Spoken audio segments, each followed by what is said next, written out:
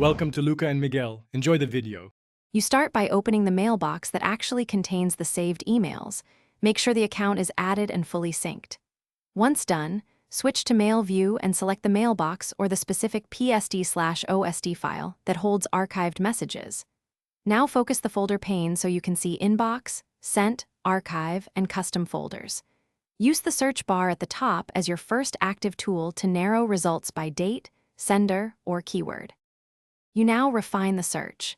Use advanced search to specify from subject, date range, or whether the message has attachments. This reduces noise dramatically.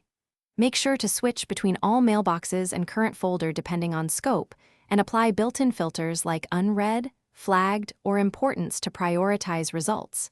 If you use an online archive or PSD, include that location in the scope. This is why results sometimes don't appear until you expand the search range.